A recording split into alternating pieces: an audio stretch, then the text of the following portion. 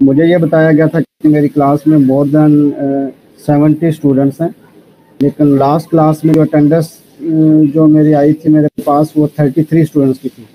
अपने बाकी कोलीग्स को आप बता दें कि वो जो है वो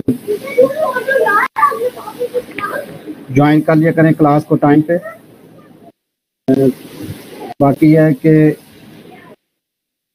वीडियो अगर आप लोगों को अवेलेबल थी तो उससे भी देख लें। स्लाइड भी मैंने अपलोड की हुई थी और मुझे बताया गया था कि वीडियो भी अवेलेबल थी उस लिहाज से। होपफुली कि जो भी हमने काम किया हुआ होगा वो अगर किसी ने क्लास टाइम पे नहीं दी तो वो उसको बाद में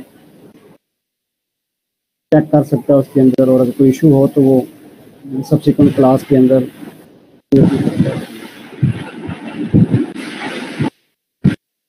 ओके जी, स्टार्ट कर लेते हैं। अभी जो भी स्टूडेंट्स आ रहे हैं, थोड़ा सा हम लोग जो फर्स्ट लेक्चर के अंदर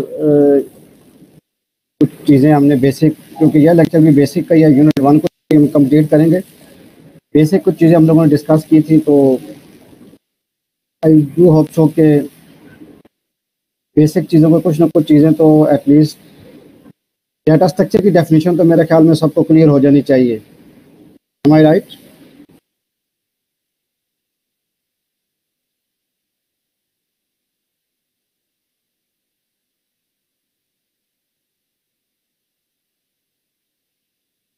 ओके जी, क्योंकि हमने ये कहा था कि हमारा जो सब्जेक्ट का नाम है वो भी डेटा स्ट्रक्चर है, तो अगर इसको ब्रेक किया जाए तो डेटा के अलग से कुछ मीनिंग है, कुछ उस लिहाज से है।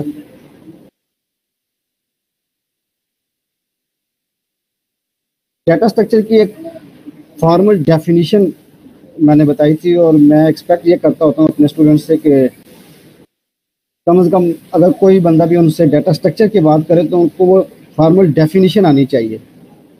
तो वो अभी तक है, उनका लेक्चर था, ठीक है, हर एक को तो इतना याद नहीं होगी, लेकिन उसमें a particular way of storing and organising data is called data structure. दो चीज़ें थी, a particular way of storing and organising data, ये डाटा स्ट्रक्चर की फॉर्मल डेफिनेशन है। हर एक लेक्चर में हम शुरू में इसको दोहरा भी लिया करेंगे, तो मैं उम्मीद ये करता हूँ कि मेरे तमाम स्टूडेंट्स को एटलीस्ट डाटा स्ट्रक्चर की और एल्गोरिथम्स की डेफिनेशन जो है ना वो पता होनी चाहिए उसके आपसे। तो थोड़ा सा रीकैप जल्दी से ले लेते हैं। मैंने ये बताया था उसमें आप लोगों को कि हम कोशिश ये करेंगे कि एक वीक के अंदर जो हमारे 2 लेक्चर्स होते हैं, यानी एक वीक के अंदर एक यूनिट को कंप्लीट करने की कोशिश करेंगे। तो लास्ट वीक में हमारा क्योंकि एक क्लास थी, दूसरी क्लास में, तो आई डू होप सो कि आज हमारा यूनिट 1 तो कंप्लीट हो जाएगा। आवाज़ मेरी मैं कोशिश करता हूँ कि मज़ीद भी आ जाए। उसकी माइक को मैं अपने और क्लिक कर लेता हूँ। डिस्टॉर्शन है या आवाज़ कम आ रही है?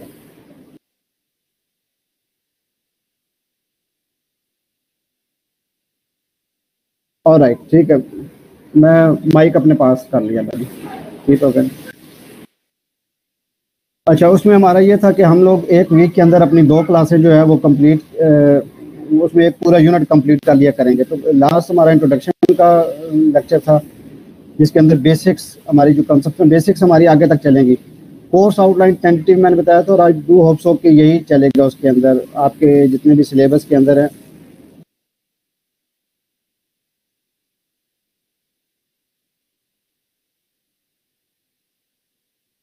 कह रहे हैं ठीक है जी हमाद साहब, आप ये कह रहे हैं पिछली क्लास आपने लिखा, हम थोड़ा सा उसको मैं रिकैप कर रहा हूँ।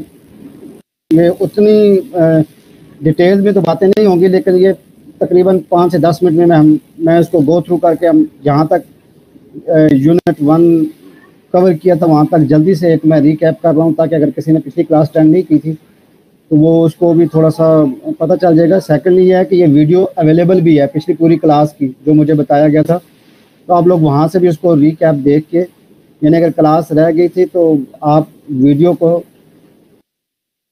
वहाँ से देख लें। ठीक हो गया, ठीक है जी, ऑलराइट जी।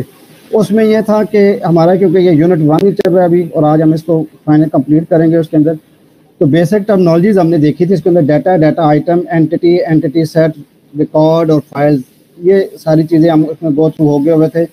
डाटा हमने जैसे बताया था कि रॉ फॉर्म ऑफ इंफॉर्मेशन है उसकी, के अंदर जो डाटा होता है वो रॉ फॉर्म ऑफ इंफॉर्मेशन के आ जाता है उसके अंदर। तो डाटा के कंसेप्ट जो होता है डाटा टाइप्स के अंदर हमने देखे थे, उसकी वो दो उसकी मेन वैल्यूज होती हैं, set of values, set of operation होते हैं। बिल्ड इन डाटा टाइप्स होते हैं, जिस तरह के अगर आप की जो लैंग्वेज यूज़ कर रहे हैं उसके अंदर इंटीजर है, फ्लोट है, कैरेक्टर है। तो डाटा टाइप की क्लासिफिकेशन जो है डाटा स्ट्रक्चर के पॉइंट ऑफ व्यू से 3 तरह से हमने बताया था होती है। प्रिमिटिव डाटा टाइप होता है, कंपोजिट डाटा टाइप होता है और abstract data type. Primitive data type जो होते हैं वो आपके build in, basic data type भी कहते हैं या बिल्ड इन होते हैं। सिंपल डाटा टाइप्स होते हैं जो कि किसी भी लैंग्वेज के अंदर ऑलरेडी डिफाइंड हुए होते हैं।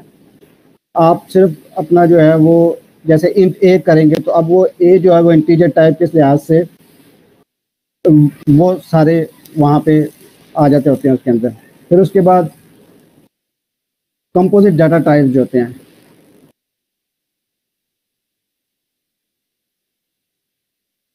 प्रिमिटिव डाटा टाइप के अलावा जो होते हैं वो नॉन प्रिमिटिव होते हैं, जिसमें कंपोजिट भी आते हैं, एब्स्ट्रैक्ट भी आ जाते हैं। अगर आप उसके लिहाज से क्लासिफिकेशन की बात कर रहे हैं तो प्रिमिटिव और नॉन प्रिमिटिव डाटा टाइप जो बेसिक डाटा टाइप होते हैं डिक्लेयर हुए होते हैं ऑलरेडी लैंग्वेजेस के अंदर। उसके अलावा जितने भी होते हैं वो नॉन प्रिमिटिव में आ जाते हैं, जैसे कंपोजिट हो जाएगा, एब्स्ट्रैक्ट डाटा टाइप हो जाएगा उसका।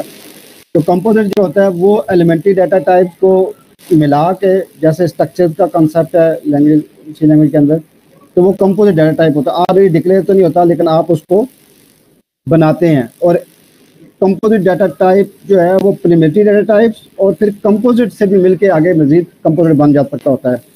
फिर उसके बाद एब्स्ट्रैक्ट डाटा टाइप होता है। एब्स्ट्रैक्ट में ये होता है कि वो हम सिर्फ ये बताते हैं ये क्या करता है, कैसे करता है, इसके बारे में बात नहीं कही जाती। यानी आप सिर्फ एब्स्ट्रैक्ट लेवल के ऊपर उसके सिर्फ थोड़ा सा उसके बारे में बताते हैं कि ये चीज़ काम कैसे करे, स्पेसिफिकेशन बता देते हैं। इम्प्लीमेंटेशन पॉइंट ऑफ व्यू से आप उसकी बात नहीं करते। जैसे हम ये डाटा स्ट्रक्चर के अंदर जब हम उसका एल्गो लिखते हैं तो यूँ समझ लें कि ये उसकी एब्स्ट्रैक्ट डाटा टाइप के तौर पर आप सामने आप कहते हैं ये चीज़ इसको इनपुट करेंगे, ये जवाब आएगा, ये आंसर आएगा, ये ऐसे आ जाएगा।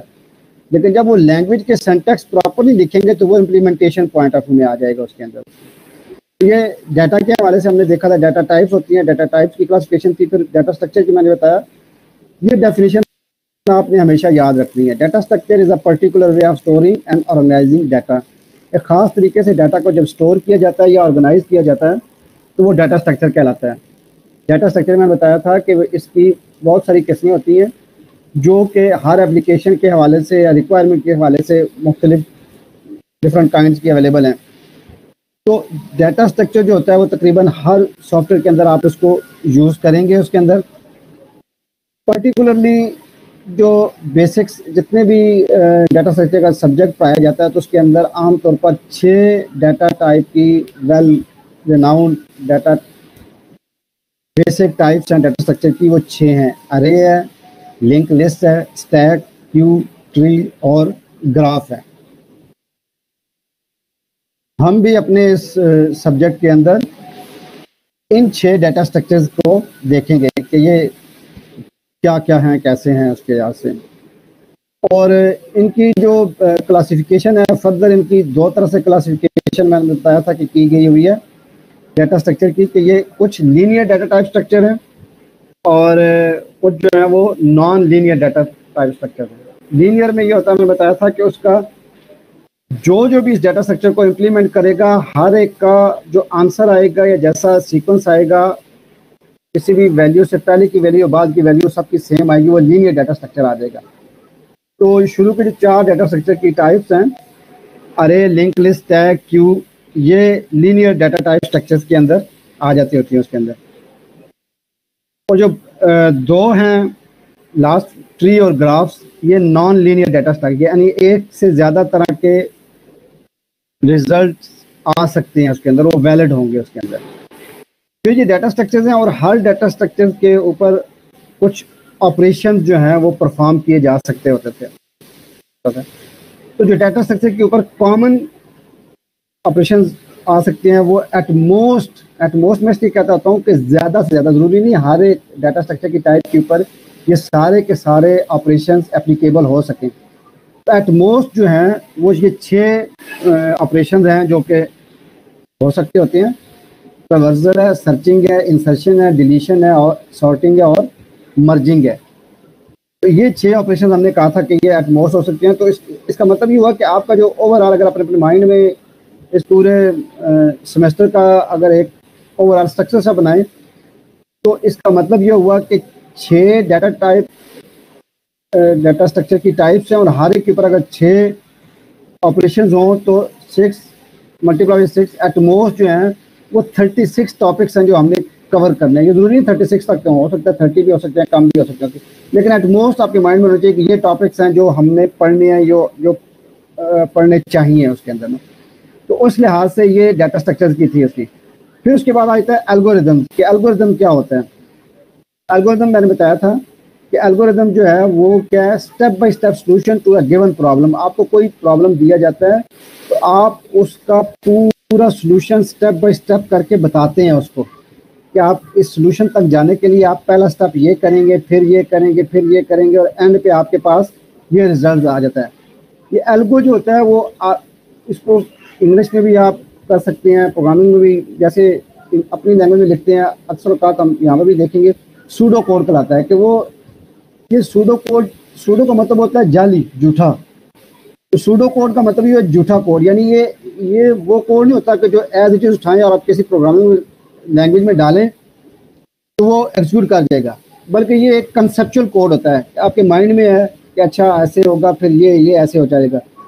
उसी सूडो कोड की बेस के ऊपर फिर आप लोग क्या करते होते हैं, प्रोग्राम लिख लेते होते हैं। तो जो प्रोग्राम लिखते हैं तो वो कमो बेश सूडो कोड से मिलता जुलता होता है उसके अंदर में। तो ये सूडो कोड की फॉर्म में भी एल्गोरिथम लिखे जाते हैं। फिर फ्लो चार्ट की फॉर्म में भी होते हैं, डायग्राम्स बनी होती हैं, इनपुट की डायग्राम ये आप लोगों ने बनाई हुई होंगी उसके अंदर। तो हम तकरीबन ज़िंदगी में अपने डेली लाइफ के अंदर एल्गोज यूज़ करते हैं कि आप कोई भी आपको मसला आ जाता है तो आप उसका स्टेप बाय स्टेप सोल्यूशन बनाते हैं और रिजॉल्व करते हैं उसके अंदर। फिर हमने इसके बाद देखा था कि एल्गोज किस तरह के डिफ़ाइन होते हैं। तो एल्गो के लिए कुछ चीज़ें हैं जो कि ज़रूरी होती हैं, यानी वो कुछ क्राइटेरिया है कि उसकी किसी हर एल्गो की कोई इनपुट होंगी, इंग्रेडिएंट्स होंगे उसके लिए। उस इनपुट की बेस के ऊपर उस एल्गो ने प्रोसेस करने के बाद कुछ चीज़ें ऐसी हैं कि जिसकी बेस के ऊपर जाके उन्होंने फिर क्या करना होगा, कुछ रिजल्ट्स को जनरेट करना होगा। जब रिजल्ट जनरेट किए जाते हैं तो फिर उसके लिहाज से ये देखा जाता है कि वो आप में से हर एक अपने अपना एक एल्गो बना सकते हैं, लेकिन उस एल्गो की कुछ क्वालिटीज़ होनी चाहिए। डिफाइनेटनेस होनी चाहिए, फाइनाइटनेस होती है, इफेक्टिवनेस। डिफाइनेटनेस का मतलब ये होता है कि वो उसमें कुछ भी एम्बिग्विटी नहीं होनी चाहिए, क्लियर कट हर चीज़ देखने वाले को समझ आ जाए कि ये इस स्टेप के बाद कैसे हुआ, क्या हुआ।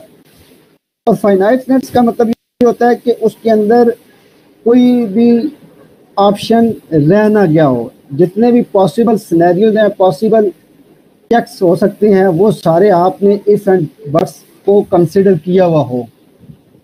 और इफेक्टिवनेस जो होता है, एफिशिएंसी से निकला है कि वो क्या है जी कि वो बिल्कुल एक्यूरेटली आपको रिजल्ट निकाल के दे और जल्दी निकाल दे। एफिशिएंट और इफेक्टिवनेस ये दो ऐसी चीज़ें हैं जो कि हर एल्गोरिदम, हर बंदा चाहता है कि ऐसा हो उसके अंदर। फिर उसके बाद हमने कुछ इसको बेच दिया था कि जी क्यों ना एक चाय की प्याली बनाई जाए, बहुत मशहूर है जी। अब चाय की प्याली को अगर आप वैसे बात करें ठीक है जिसको, लेकिन अगर जब उसको एल्गो बनाना पड़ जाए कि एक चाय की प्याली देने के लिए आपको क्या क्या काम करना पड़ सकता है, क्या क्या होते हैं, अक्सर औकात हम बहुत सारी चीज़ें ऐसी होती हैं कि जो हमारे माइंड में तो होती हैं लेकिन हम लिखने पे जब बैठते हैं तो किसी को समझा नहीं सकते। अब ऐसे शख्स को सपोज रोबोट है, तो रोबोट से आपने चाय बनवानी है तो वो आप उसको जो जो स्टेप लिख कर देंगे उसमें वो सारे स्टेप्स फॉलो करने हैं, अपना माइंड उसमें यूज़ नहीं करना। इस लिहाज से अगर आप उससे कहेंगे कि आप चूल्हे के ऊपर पानी रख दो तो वो चूल्हे के ऊपर पानी रख देगा, 5 मिनट बाद पत्ती डाल देगा ये। लेकिन अगर आप उसको ये कहना भूल गए कि चूल्हे को जलाओ, तो वो चूल्हे को नहीं जलाएगा। जो जो स्टेप आप उसको बताएंगे वो वैसे ही फॉलो करेगा। बहुत सारे काम ऐसे होते हैं जो हमारी ज़िंदगी में हम लोग प्रैक्टिकली काम कर लेते हैं। जब आप लिखने का कहा जाए तो हम बहुत सारे स्टेप्स उसमें से छोड़ जाते हैं। हम समझते हैं कि अच्छा ओहो ये तो मैंने सोचा कैसे हो जाएगा, ऐसे हो जाएगा उसका। तो एल्गोरिदम के अंदर ये चीज़ होती है कि आपका हर एक स्टेप जो होता है वो सोल्यूशन में कंट्रीब्यूशन दे रहा होता है। इसीलिए कहा जाता है step by step solution to a given problem. किसी प्रॉब्लम का स्टेप बाय स्टेप सोल्यूशन आप देते होते हैं उसके अंदर।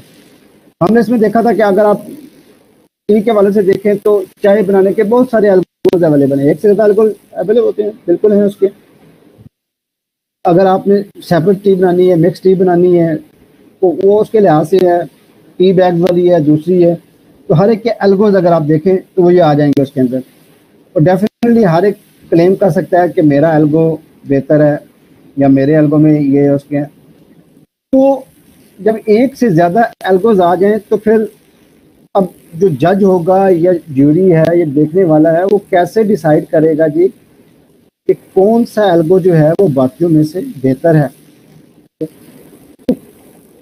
इसका मतलब है कि हमें ये देखना पड़ेगा कि जो भी बेस्ट एल्गो आप कहते हैं दी बेस्ट एल्गो, हाँ जी ये दी बेस्ट एल्गो है, ये बेहतरीन है, उसकी कैरेक्टरिस्टिक्स क्या होनी चाहिए, ताकि कोई भी अगर जो एल्गो बना रहा हो तो अपने माइंड में वो चीज़ें रखे। उसमें से कुछ स्टेप्स बताए जाते हैं।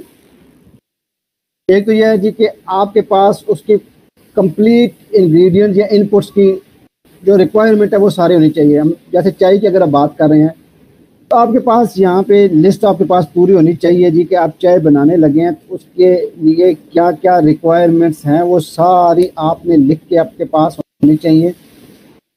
आप में से बहुत सारों ने एफएससी में केमिस्ट्री पढ़ी होगी, तो केमिस्ट्री में या बाकियों में अगर आप जो प्रोसीजर होता था कि आप जब प्रैक्टिकल परफॉर्म करते हैं तो प्रैक्टिकल आज आपका फलां प्रैक्टिकल है जी आपने करना है। तो हम लोग जब प्रैक्टिकल किया करते थे तो ये होता था कि हमें कहा जाता था कि अच्छा ऐसा करें, आप इस प्रैक्टिकल के लिए जो जो चीज़ें रिक्वायर्ड हैं वो लिस्ट बना के आप लेबॉर्ट्री इंचार्ज को जाके दें और उससे वो सारा सामान इशू करवाएं जो आपको इस पूरे प्रैक्टिकल के दौरान रिक्वायर्ड होगा।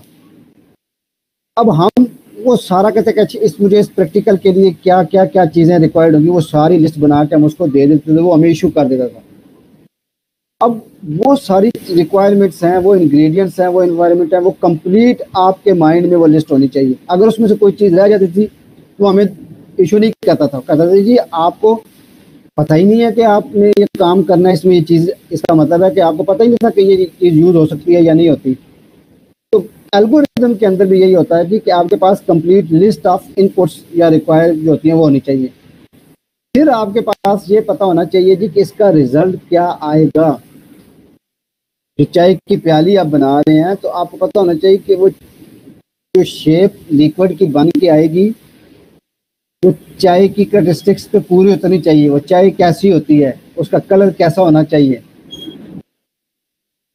तो वो रिजल्ट आपका ऐसा होना चाहिए कि जो कि बेस्ट एल्गोरिदम के अंदर आपको पता होना चाहिए कि जो चाय अच्छी चाय बनी जाती है उसका कलर, उसकी शेप, उसकी ये सारी चीज़ें ऐसी होती हैं उसके अंदर।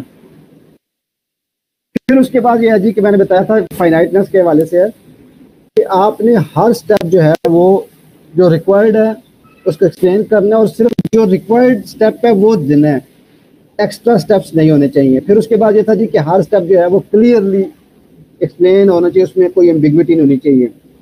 और एक जो एल्गोरिदम है वो एक सर्टेन टाइम के बाद वो एंड भी होना चाहिए, वो लूप में ना रहे हर वक्त उसके अंदर। और बेस्ट एल्गोरिदम वो होता है अमंग ऑल एल्गोरिदम्स जो कम से कम वक्त के अंदर अपना टास्क कंप्लीट करे। चाय की प्याली बनानी है आपने तो जो कम से कम वक्त में बना के लाएगा वही एल्गो अच्छा है, वही यही है। ऐसा ना हो कि मेहमान चला जाए और 2 घंटे तक आपकी चाय की प्याली बनती रहे। देखो क्या जी इसकी, तो ये बेस्ट एल्गोरिदम्स में ये कुछ कैरेक्टरिस्टिक्स आ जाती हैं उसके अंदर। फिर ये आ जाता है, ये तो है, लेकिन उसको क्वालिटेटिवली तो ये हमने बता दिया कि कहना चाहिए। क्वांटिटेटिवली अगर हमने चेक करना हो टेक्निकली एस्पेक्ट्स के हवाले से कि एल्गोरिदम, वो एल्गोरिदम की कम्प्लेक्सिटी कहलाती है। इस खास प्रॉब्लम के लिए ये एल्गोरिदम, ज़बानी तो हर बंदा कहता है जी मेरा काम यही है, मेरा ही है, फिर आप उसको कैसे एनालाइज करेंगे, किस एल्गोरिदम को आप चूज करेंगे। तो एल्गोरिदम को एनालिसिस करने के लिए दो चीज़ों का मैं बताया था कि बहुत ज़्यादा है जिसके ऊपर वो बेस करते रहे हैं आज तक जितने भी एल्गोरिदम है उसके ऊपर। एक वो है टाइम और एक वो है स्टोरेज, यानी टाइम कम्प्लेक्सिटी, और दूसरा ये स्टोरेज, उसको स्पेस कम्प्लेक्सिटी कहा जाता है। दो मेजर फैक्टर हैं कि जो कि प्रोग्राम की परफॉर्मेंस को डोमिनेट करते हैं। स्पेस कम्प्लेक्सिटी जो होती है वो अमाउंट ऑफ कंप्यूटर मेमोरी है जो कि वो कंज्यूम करता है। कितनी स्पेस लेगा कोई एल्गो, हो सकता है एक का प्रोग्राम वो ज़्यादा स्पेस ले रहा है, एक का कम ले रहा है उसके अंदर। और दूसरा यह है कि वो कंप्लीट होने में कितना टाइम लेगा सक्सेसफुली ये सारा चलने में। तो ये दो मेजर उसके थी, स्पेस कम्प्लेक्सिटी और time complexity. With the passage of time, वक्त के साथ साथ जो है एल्गोरिदम्स को ये जो है उनकी कम्प्लेक्सिटी को जांचने के लिहाज से एग्जैक्टली तो हम नहीं कर सकते, हम इसकी अप्रोक्सीमेशन करते हैं।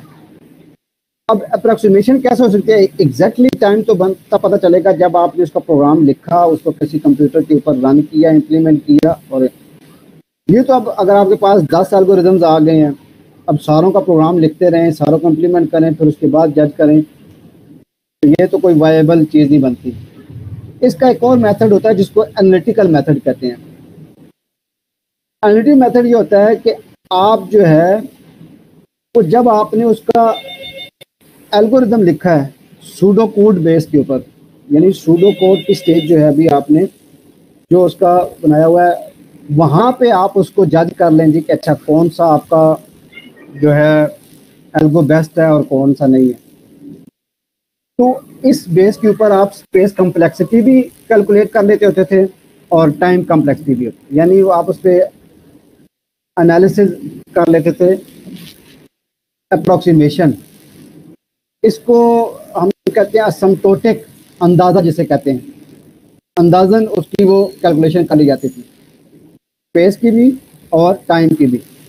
अच्छा, स्पेस की तो with the passage of time क्या हुआ है कि मेमोरी की जो कॉस्ट है ना वो इतनी कम हो गई है कि अब आपके लिए स्पेस को इतना ज़्यादा लोग अब इसको मैटर ही नहीं करते, इसलिए कि आज से 20-30 साल पहले 90s में या 80s में 92 में 20 MB की हार्ड डिस्क जो है वो 20,000 रुपये में आ रही थी, 20 MB की, राइट। तो अब उस 20 MB की हार्ड डिस्क के अंदर आपने प्रोग्राम भी इंस्टॉल करना होता था, स्पेस भी रखनी थी, प्रोग्राम सॉफ्टवेयर भी इंस्टॉल करना है, सारे ये काम करने होते थे उसके अंदर।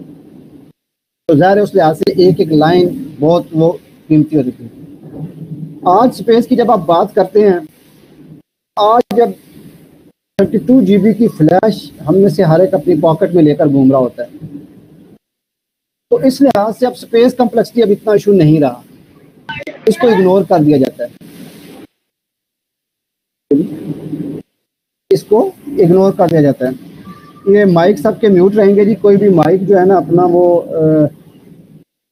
ऑन ना करे। हमने पहली क्लास में ये पहले अनाउंस भी कर दी थी कि माइक जो है वो सारों के म्यूट रहा करेंगे। और सेकेंडली उसमें ये भी था कि अगर किसी का कोई इशू है तो वो क्वेश्चन टाइप कर दिया करे। मैंने ये बताया था कि मैं आखिर में भी 10 मिनट रखा करूँगा आपके क्वेरीज के लिए, लेकिन अगर आप स्लाइड नंबर नोट कर लिया करें बेस्ट वे है, और फिर हम एंड पे भी कर सकते हैं। लेकिन अगर ऑन द रन अगर किसी को कोई मसला आ रहा है तो वो क्वेश्चन भी कर सकता है, मैं कोशिश करूँगा साथ साथ उसको आंसर भी करता जाऊँ ताकि उसी वक्त ही उनकी अगर प्रॉब्लम है तो क्लियर हो जाए उसके अंदर, ठीक है। लेकिन ऑडियो अपनी काइंडली ऑफ ही रखें ताकि बाकी डिस्टर्ब ना हो। और राइट जी, तो with the passage of time जो है वो स्पेस कम्प्लेक्सिटी का इशू नहीं रहा। अब क्योंकि कास्ट बहुत कम हो गई है और इसलिए अब अगर दो एल्गोज हैं, इनमें से एक जो है वो स्पेस कम ले रहा है लेकिन टाइम थोड़ा ज़्यादा है, दूसरे में स्पेस ज़्यादा ले रहा है लेकिन टाइम कम है, तो हम टाइम वाले की तरफ ज़्यादा जाते हैं क्योंकि स्पेस अब मेरे लिए वो कोई उसमें इशू नहीं रहा। अब वो टेराबाइट वो उससे भी ऊपर जा रही है, स्पेस की कॉस्ट बड़ी कम हो गई हुई है। अब जो कॉस्टली चीज़ रह गई है वो सिर्फ टाइम रह गया। ठीक है, तो यहाँ तक हमने लेक्चर सारा पिछला मैंने तकरीबन रिपीट भी कर दिया हुआ है और आप लोगों के लिए भी ये ज़रूरी था कि थोड़ा सा हो जाए। टाइम कम्प्लेक्सिटी तक हम लोगों ने पिछले लेक्चर में यहाँ तक चीज़ें देखी थी। इससे अब हम ऑनवर्ड ज़रा डिटेल से जाएंगे और ये ज़्यादा इम्पोर्टेंट भी है। इम्पोर्टेंट ये है कि डाटा स्ट्रक्चर और डाटा स्ट्रक्चर्स को किसी भी उसकी टाइप को एक्सप्लेन करने के लिए हम उसके एल्गोज बनाएंगे और एल्गोज का हम एनालिसिस करेंगे, एनालिटिकल कि कौन सा एल्गो बेस्ट है, कैसे मुझे पता चल जाएगा कि ये वाला बेस्ट है, ये आपको भी ये पता होना चाहिए। वही हम ये देखेंगे टाइम कम्प्लेक्सिटी कैसे कैलकुलेट की जाएगी। तो टाइम कम्प्लेक्सिटी जो होती है वो एल्गोरिथम क्या होती है कि वो उसमें जो वो टाइम अमाउंट ऑफ टाइम जो उसको रिक्वायर्ड है उसके तमाम सिनेरियोज को वो चेक करने के लिए, यानी आपका एक एल्गोरिथम है वो हो सकता है 1 मिनट में भी ख़त्म हो सकता है और हो सकता है जाके 1 घंटे में ख़त्म हो। आपने वो सारे सिनेरियोज का उसका टाइम कितना ले सकता है वो सारा आप उसका कैलकुलेट रफली करके पहले से रख लेते हैं। अब टाइम निकालने का जो है ना वो मुख्तलिफ उन्होंने अप्रोचेज मैंने बताया था कि वे इम्प्लीमेंट कर लें आप उसको, अब वो तो नहीं है।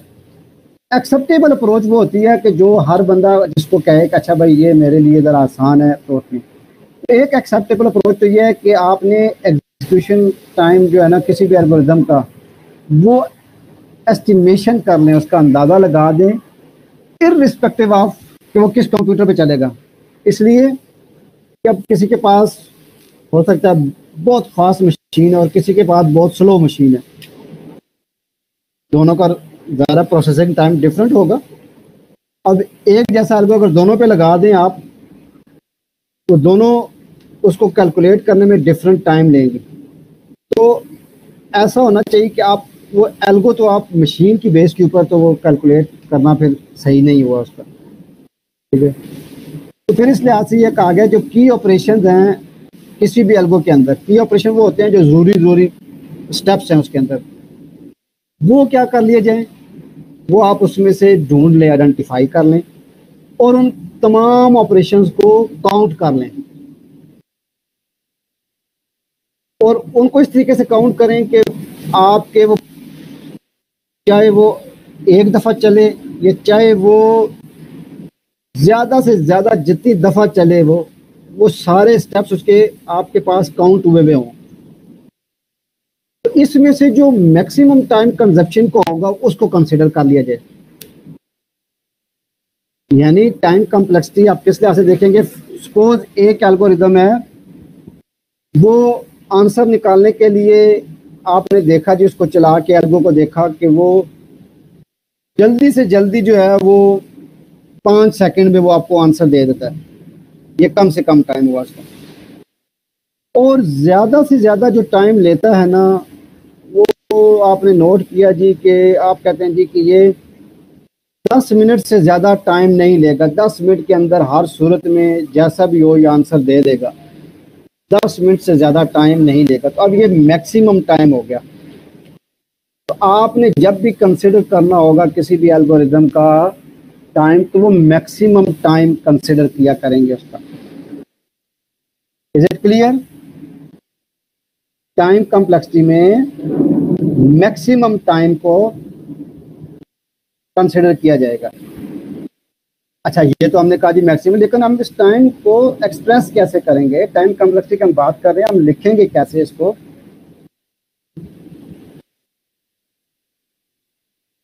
अब इसमें ये हुआ कि मैंने जैसे बताया कि एसिम्प्टोटिक नोटेशंस यूज की जाती हैं। एसिम्प्टोटिक ये है कि अंदाजन लेस टाइम इसलिए हम नहीं करते कि मैं आगे जाके इसकी मज़ीद तफसील बताऊंगा कि लेस टाइम में तो ये है कि वो कभी हो सकता है उसका आंसर 1 सेकंड में आ जाए, कभी 2 सेकंड में आ जाए। आप उसको फर्ज करें 30-40 दफ़ा चलाते हैं तो आपने नोट किया जी कि जो सबसे कम वक्त में आंसर आता है वो सपोज आप कहते हैं जी 1 सेकंड में आता है। 1 सेकंड से जल्दी आंसर नहीं आ सकता, लेकिन ज़्यादा से ज़्यादा टाइम जो है वो जितना लेगा वो इसलिए ज़्यादा टाइम लिया जाता है कि भाई एक अगर सपोज एक चीज़ उसके पास नहीं है। मैं एग्जांपल देता हूं जी कि आप इस वक्त 42 स्टूडेंट्स हैं, इस वक्त क्लास 10 कर रहे हैं। मैं एक सीक्वेंस से एक एक स्टूडेंट से जो है वो उसका रोल नंबर पूछता हूँ, ठीक है। तो मुझे सपोज एक ऐसे स्टूडेंट का रोल नंबर ये चाहिए या ऐसे स्टूडेंट की मुझे तलाश है जो हो सकता है सीक्वेंस में जब मैं एक साइड से पूछना शुरू करूं तो वो आखिरी नंबर पर बैठा हो। अगर हर स्टूडेंट से उसका रोल नंबर पूछने में मुझे 1 सेकंड लगता है तो पहले स्टूडेंट के पास मैं गया, उससे मैंने उसका पूछा रोल नंबर क्या है। अगर तो वही रोल नंबर था जो मैं ढूंढ रहा था तो ये 1 सेकंड में मुझे आंसर मिल गया। ये मेरा कम से कम टाइम आ गया, मिनिमम टाइम।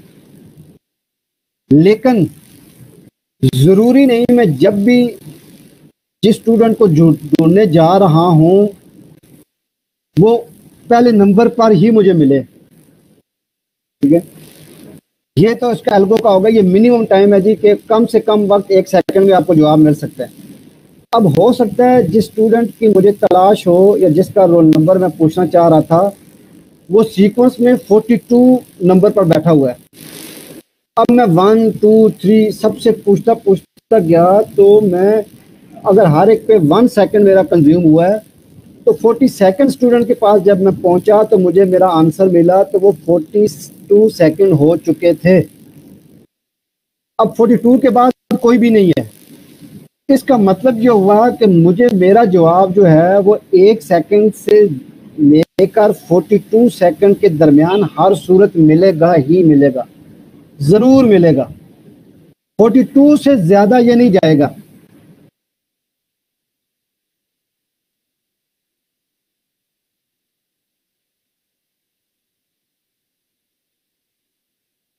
ये सर्चिंग की तरफ भी हम आप आएंगे आगे।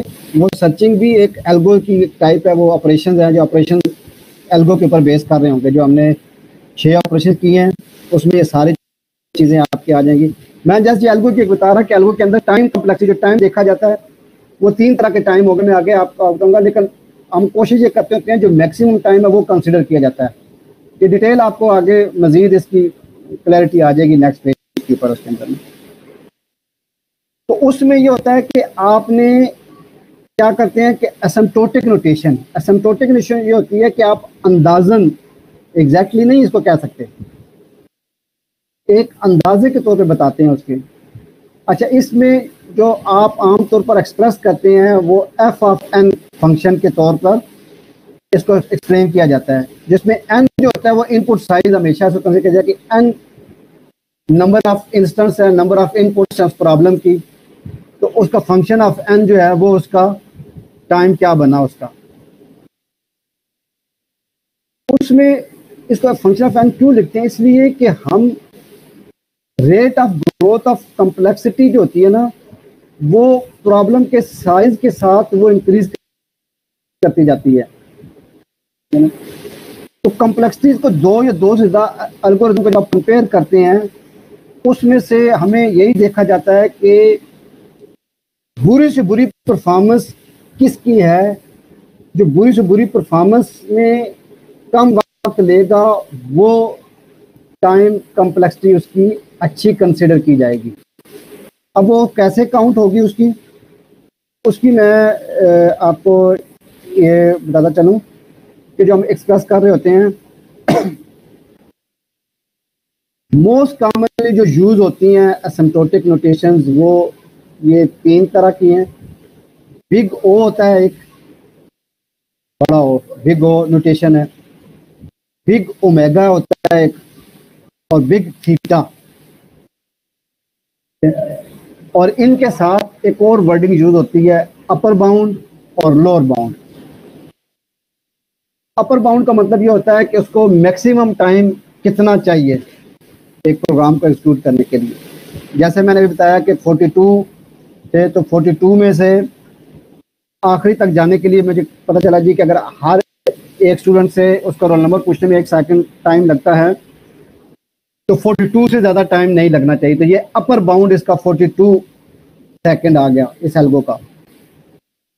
लोअर बाउंड जो है, हमने कहा जी कि एक को पूछने का 1 सेकंड लगता है, तो ये लोअर बाउंड एक से कम नहीं लगेगा। अब अगर एक और एल्गो आ जाता है, वो कहता है जी 42 स्टूडेंट्स को जो है ना, मैं 41 सेकंड में मैं 42 स्टूडेंट से पूछ के बता सकता हूँ। अब ये इसका अपर बाउंड जो है वो दूसरे एल्गो से 1 सेकंड कम आ गया, तो ये वाला एल्गो जो है ये उससे बेहतर होगा। ठीक है जी।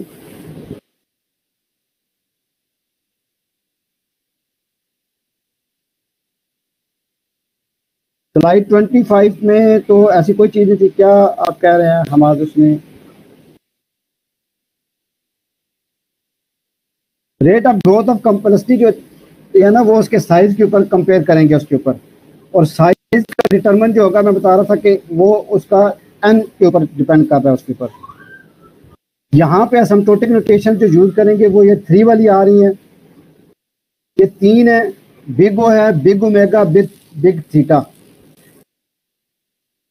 इसके साथ दो और भी यूज होती हैं, स्मॉल ओ और स्मॉल ओमेगा भी होती हैं। 5 हैं, लेकिन आपके सिलेबस में ये 3 ही हैं। हम 3 ही ये देखेंगे उसके अंदर, आगे जाके भी आप उसके एल्गोरिदम की जो टाइम कम्प्लेक्सिटी की बात की जाती है, तो वो एक से ज़्यादा एल्गोरिदम जब आते हैं, जब उनको कंपेयर किए जाते हैं, तो वो फिर वो टाइम कम्प्लेक्सिटी के हिसाब से किया जाता है। उनको कंपेयर हम करेंगे कि किसने कम वक्त में परफॉर्म किया है, वो कंपैरिजन होता है। ठीक है, और उसमें एसिम्प्टोटिक नोटेशन यूज होती है उसके अंदर।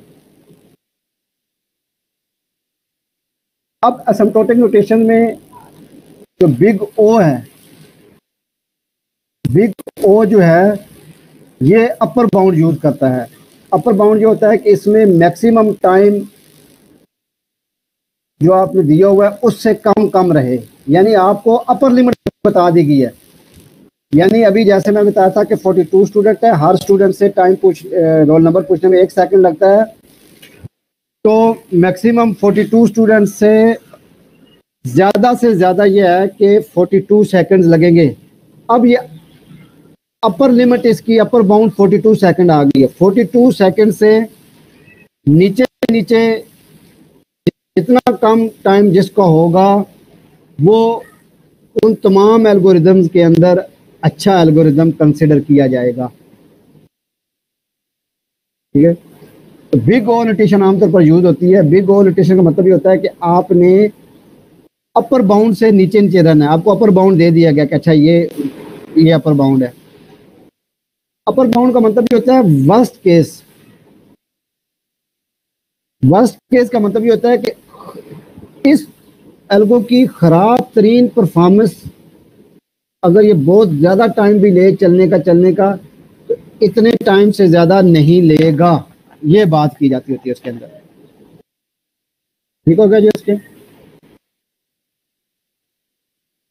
अटेंडेंस के पॉइंट ऑफ व्यू से मैं आपको बताता चलूँ कि मैं 6 बजे अटेंडेंस लूंगा, और उस वक्त जो स्टूडेंट्स अवेलेबल होंगे मैं उनका एटलीस्ट जो है कि 1 घंटा अटेंड करेंगे सेशन, उनकी अटेंडेंस लगा करेगी।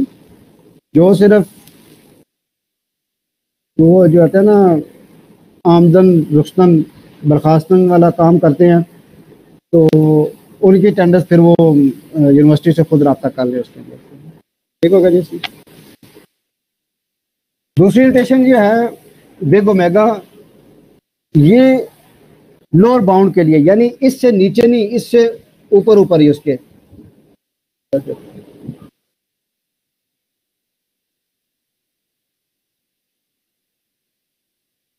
हाँ जी, हाँ जी, जिस जिस एल्गोरिदम का टाइम सबसे कम होगा और रिजल्ट एक्यूरेट आएगा, वो अच्छा कहलाएगा, एफिशिएंट कहलाएगा। मैंने कहा था ना, इफेक्टिव एफिशिएंट उसका ना, ये टाइम कम्प्लेक्सिटी है उसकी। पहले स्पेस कम्प्लेक्सिटी भी कंसिडर की जाती होती थी, लेकिन मैंने बताया कि अब स्पेस का जो है वो अगर एक्यूरेट नहीं आया तो फिर तो वो एल्गो ही ठीक नहीं है ना। हमें तो रिजल्ट भी सही चाहिए और कम से कम वक्त में चाहिए। अब मिसाल तो आप कहते हैं वो 42 सेकंड भी ले लिए और अभी तक उसने वो बता भी नहीं सका कि इनके अंदर वो कोई है भी या नहीं, तो फिर वो तो फायदा ही नहीं हुआ ना उसका। आपको एक काम कहा गया, ठीक है जी, और वो हो भी ना सके और टाइम भी ले लिया, तो फिर वो तो एल्गो ही गलत हुआ ना। राइट। और बिग थीटा जो है ये इक्वलिटी के लिहाज से होता है। ये तीन एसिम्प्टोटिक नोटेशन जो है ये आपने याद रखनी है, बिग ओ, बिग ओमेगा और बिग थीटा। आमतौर पर हम बिग ओ को यूज करते हैं वर्स्ट केस सिनेरियोज के वाले से। ये अपर केस और अपर एनालिसिस जो किया जाता है वो तीन मैंने अभी तो थोड़ी सी देर पहले यूज किए थे वर्स्ट केस का वाले। ये क्या होते हैं, आप तीन आपके पास सिनेरियोज आ जाते हैं। एक जो एल्गो होगा उसका एक सबसे अच्छा टाइम होगा और एक सबसे बुरा टाइम होगा। अच्छा टाइम वो होगा कि उसने कम से कम वक्त में रिजल्ट कितना दिया है।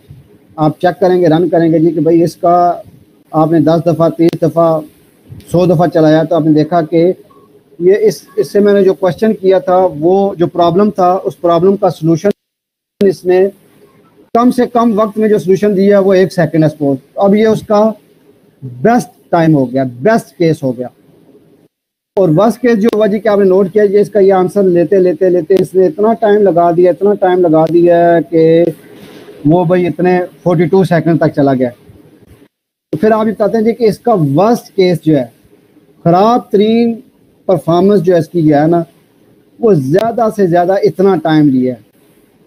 अच्छा, ये जो वर्स्ट केस होता है ये क्या होता है, it is an absolute guarantee that algorithm would not run longer no matter what the inputs are। ये वर्स्ट केस आपने एक गारंटी दी होती है, ये इतने वक्त के अंदर आंसर आपको लाजमी आप गारंटी करते हैं कि जवाब देगा ही देगा, ये इससे ज़्यादा टाइम नहीं लेगा। ये जो वर्स्ट केस होता है ये जिसका कम होगा वो सबसे अच्छा एल्गो होता है। समझ आ रही है।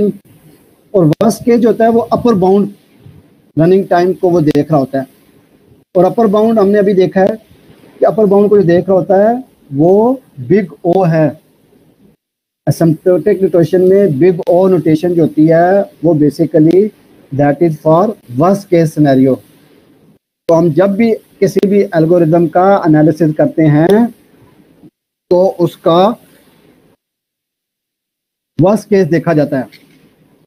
अच्छा, आप कहते हैं जी अगर वर्स्ट केस देखा जाता है तो फिर ये बेस्ट केस और एवरेज केस की क्या जरूरत है, ये क्यों पढ़ा रहे हैं फिर उसके, जब देखा ही वर्स्ट केस जाता है।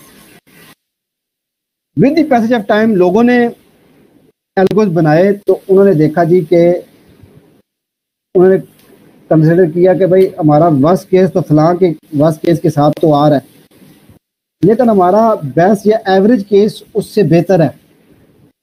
तो फिर वो कह देते हैं, कहते हैं सर अगर तो ये वर्स्ट केस है तो ये तो फलां के एल्गो के बराबर ही चलेगा, लेकिन अगर कहीं बेस्ट केस की ज़रूरत है आपको पड़ जाती है तो सर फिर ये वाला एल्गो हमारा उसमें ये बेहतर ज़रा चल जाएगा उसके साथ। तो बेस्ट केस वो होता है कि वो जो मिनिमम टाइम है, यानी कम से कम वक्त में आंसर जो एकदम उसको मिल जाए, वो किसी और से बेहतर आ गया उसका। और एवरेज जो होता है, एवरेज केस जो होती है वो बिग थीटा का जिक्र है। ये एवरेज टाइम जो होता है ये बिटवीन क्या होता है, लोअर और अपर बाउंड के दरमियान में होता है। ये उसका एवरेज नहीं होता, लेकिन ये क्या होता है कि आपको ये बताता है जी कि ये इसका जवाब जो है वो वर्स्ट केस से कम है, अपर बाउंड से नीचे रहेगा और लोअर बाउंड से ऊपर रहेगा। तो ये उसके ये एनालिसिस में ये 3 चीज़ें देखी जाती हैं उसके अंदर। ये जब भी हम एल्गो करेंगे, हम जितने ये पढ़ेंगे आगे, हम एल्गोज ही देखेंगे उसके अंदर, वो सारा इसके अंदर ये चीज़ें सारे देखेंगे। मैं इसको थोड़ा सा मजीद एक्सप्लेन कर लेता हूँ कुछ ग्राफ्स की मदद से। बिग ओ नोटेशन जो होती है, बिग ओ फॉर एग्जांपल आपके पास एक जी ऑफ एन फंक्शन दिया गया हुआ है और आपको जी ऑफ एन के ऊपर आप ये कहते हैं जी कि बिग ओ जो है वो एज ए एन इनपुट है। तो फंक्शन एन जो है आपका, जो फंक्शन है, आप क्या कह रहे हैं, सी ऑफ जी आपके पास उन्होंने एक ये लाइन लगा दी हुई है, ये एक लाइन है कि ये अपर एक बाउंड दे दी गई है कि भाई अगर आपका एल्गो इससे ज़्यादा टाइम नहीं लेना चाहिए, ठीक हो गया। बिग ओ में आपको अपर एक लिमिट दे दी गई है, भाई मुझे इससे ज़्यादा टाइम नहीं चाहिए। इससे कम अगर आप कहते हो 42 का मेरे पास मैंने एल्गो बनाया हुआ है, 42 स्टूडेंट से अगर मैं उनका रोल नंबर पूछने जाता हूं तो मेरा ज़्यादा से ज़्यादा जो टाइम है 42 सेकंड लगता है। मैंने ये अपर लिमिट बता दी। मैं कहता हूं अच्छा भाई इन 42 से रोल नंबर पूछने के लिए अगर इस वक्त से कम में कोई तुम अपना टाइम बता रहे हो मुझे, तो वो एल्गो बताओ। वो अपना फंक्शन एक बना के दे आता है, अगर ना तो वो उस टाइम से अगर कम में आ जाता है, यानी such that for positive constant c and n naught आपका कोई नंबर ऑफ इनपुट है, such that for all n greater than n naught जो है वो, ये एन जो है एन से उसकी वैल्यू ज़्यादा होके एन नॉट की वैल्यू जो है वो एन से ज़्यादा है, वो ये बिल्कुल अपर लिमिट से नीचे नीचे है। तो G N is an asymptotic upper bound for F N का ये क्या है जी, ये अपर बाउंड आ गया, इससे ये नीचे रहेगा। तो ये आपका बिग ओ नोटेशन कहलाएगी।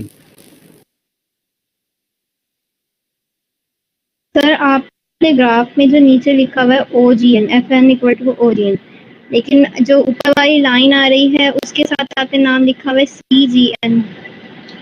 सी कांस्टेंट है, कांस्टेंट को इग्नोर कर दिया जाता है, वो आगे मैं बताऊंगा अभी आपको ना। Okay sir. कांस्टेंट जो होते हैं वो मैं अभी अभी हम एक पूरा इसका एनालिसिस करेंगे अभी उसके साथ। वो एनालिसिस एक एल्गो काम करके भी देखेंगे कि कैसे उसका टाइम निकाला जाता है उसकी। अभी मैं सिर्फ नोटेशन के हवाले से बता रहा हूँ कि बिग ओ बस के सिनेरियो अपर बाउंड, ये आपने याद ध्यान में रखना है, तो वो हम इसके लिहाज से करेंगे। बिग ओ है, बिग ओमेगा है और बिग थीटा है। अब बिग ओमेगा जो है ये constant of g f function के साथ ये क्या है, ये इसने आपको लोअर बाउंड दे दिया है, यानी इससे नीचे नहीं आना, कम से कम आप कहिए इससे ऊपर ही आप बताएं उसकी। तो ये लोअर बाउंड बता दी है।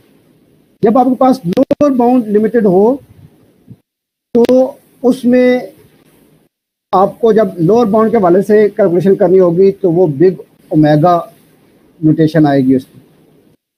अपर बाउंड के हवाले से करनी होगी तो big O worst case scenario या बेस्ट केस। ये बेस्ट केस सिनेरियो के लिए बिग ओमेगा होता है, वर्स्ट केस सिनेरियो के लिए बिग ओ होता है उसके अंदर। ये आपने ये टर्मिनोलॉजी ध्यान में रखनी है, ये बहुत इंपॉर्टेंट है। ये थ्रू आउट हमारे इस सेमेस्टर के अंदर ये आपके माइंड में रहनी चाहिए। ये आज का लेक्चर इसीलिए इंपॉर्टेंट है, 2 चीज़ें इसके अंदर हैं, डाटा स्ट्रक्चर की टाइप्स, उनके ऑपरेशंस, और एल्गोज क्या है, एल्गो की नोटेशन कैसे है, उसका एनालिसिस कैसे करना है। फिर आगे हमने यही देखना है कि कौन सा एल्गो बेस्ट है, कैसे है उसका। Big theta notation, big theta की नोटेशन जो है ये क्या है, ये टाइट बाउंड कहलाता है।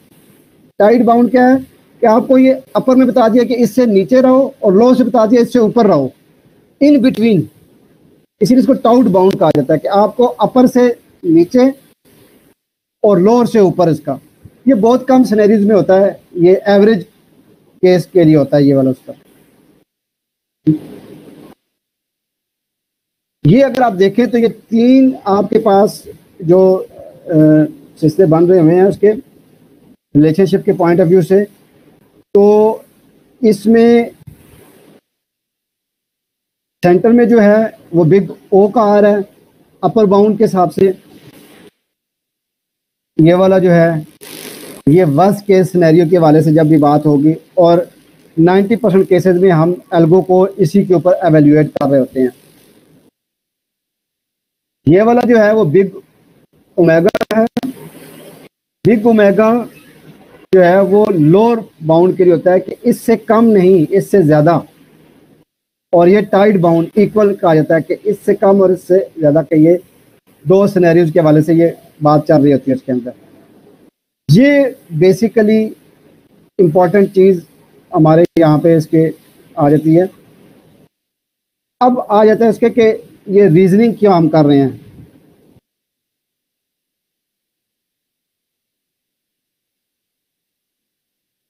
रेट ऑफ ग्रोथ की अगर आप बात देखें तो rate of growth of some functions, ये एन के लिहाज से